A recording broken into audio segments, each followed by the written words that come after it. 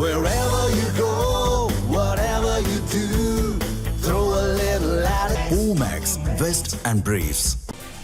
தமிழக அமைச்சரவை விரிவாக்கமானது இன்று நடைபெற உள்ளது. அதில் இடம்பெறவுள்ள அமைச்சர்களின் பட்டியலானது தற்பொழுது வெளியாகியுள்ளது. 23 அமைச்சர்கள் இன்று பதவியேற்க உள்ள நிலையில் யார் யார் என்ன விவரம் என்பது குறித்து நேரலையில் விவரிப்பதற்காக செய்தியாளர் சந்தோஷ் இணைப்பில் இருக்கிறார். சந்தோஷ், முழு விவரங்களை பதிவு பண்ணுங்க. வணக்கம். தாவேக அரசு ஆட்சி அமைத்தவுடன் இந்த அமைச்சரவை விரிவாக்கம் என்பது அதிகாரப்பூர்வ அறிவிப்பாக 23 பெயர்களினுடைய பட்டியல் என்பதும் வெளியிடப்பட்டிருக்கிறது. சரியாக 10 மணி அளவில் அவர்கள் அமைச்சராக பதவியேற்பதற்கான ஏற்பாடுகள் என்பதும் மும்முரமாக நடைபெற்றிருக்கிறது. இன்னும் சற்று நேரத்தில் இந்த அமைச்சரவையில் இடம்பெறக்கூடியவர்கள் தங்களுடைய பதவியேற்பு என்பதனை தொடர்ச்சியாக செய்ய இருக்கின்றனர். அதற்காக நேரடியாக ஒவ்வொருவரும் வரக்கூடிய காட்சி என்பதையும் தொடர்ச்சியாக பார்க்க முடியும்.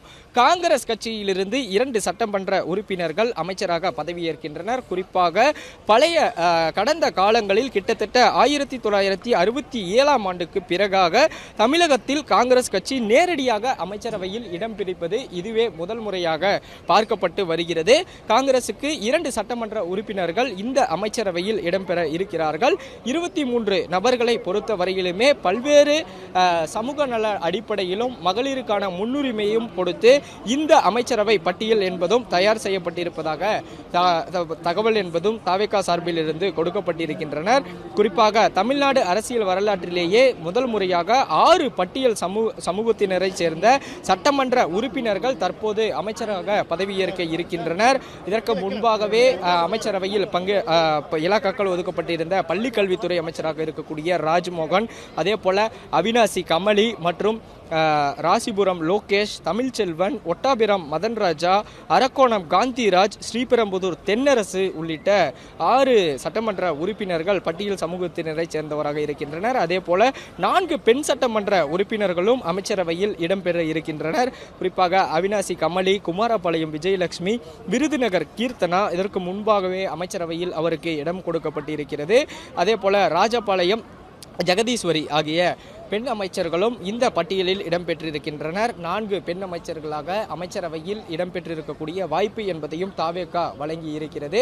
இதற்கு முன்பாகவே முதல்வர் பதவியேற்ற நாளன்றே அவருடன் சேர்த்து 9 அமைச்சர்கள் பதவியேற்றனர்.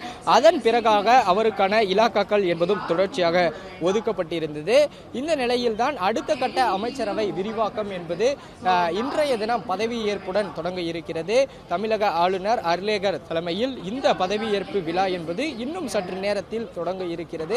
அதற்கான ஏற்பாடுகள் என்பதும் முழுவீச்சில் நடைபெற்று வருகின்றது.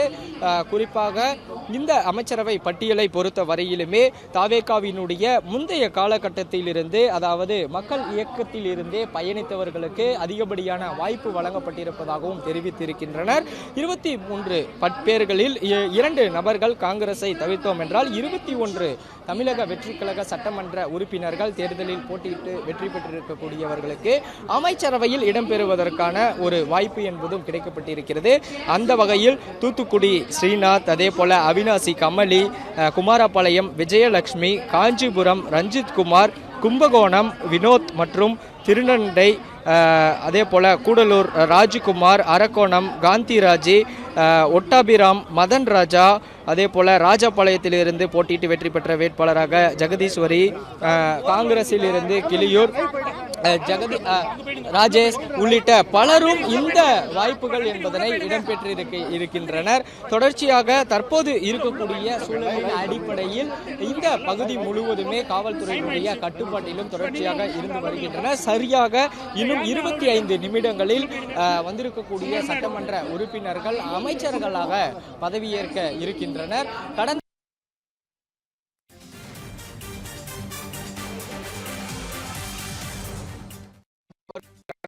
முழுமையாக நடைபெற்று வந்த நிலையில் தற்போது இந்த அமைச்சரவையில் இடம்பெற்றிருக்கக்கூடியதற்கான இலாக்காக்கள் ஒதுக்கீடு என்பது முக்கியமானதாக அடுத்த கட்டமாக பார்க்கப்பட்டிருக்கிறது. குறிப்பாக மீன்வளம் உள்ளிட்ட ஆதி திராவிடர் நலத்துறை உள்ளிட்ட பல்வேறு இலாக்காக்களுக்கு அமைச்சரவையில் ஒதுக்கவில்லை என்ற கேள்வி என்பதும் முன்பு எழுந்திருந்தது. அதற்கு விடையளிக்கக்கூடிய வகையில் தான் தாவேகா சார்பிலும் இந்த 23 பெயர் பட்டியல் என்பதும் அடங்கியிருக்கிறது.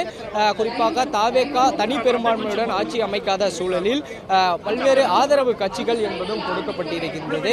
IUML அதே போல காங்கிரஸ் மற்றும் விசிகா உள்ளிட்ட கட்சிகளினுடைய ஆதரவு என்பதும் கொடுக்கப்பட்டிருந்தது. அதனுடன் ஆட்சி அமைக்கப்பட்ட நிலையில் காங்கிரசுக்கு இதற்கு முன்பாகவே பேசப்பட்டிருந்ததை போலவே 2 அமைச்சர்கள் தற்போது அமைச்சரவையில் இடம்பெற்றுவதற்கான பெரும் வாய்ப்பு என்பதும் கிடைக்கப்பட்டிருந்தது.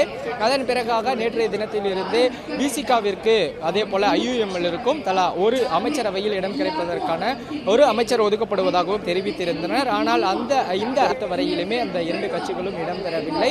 காங்கிரசிலிருந்து 2 சட்டமன்ற உறுப்பினர்கள் அமைச்சரவையிலும் 21 நபர்கள் இந்த 2ஆம் கட்ட அமைச்சரவை விரிவாக்கத்திலும் இடம்பெற்றிருப்பதும் குறிப்பிடத்தக்கது.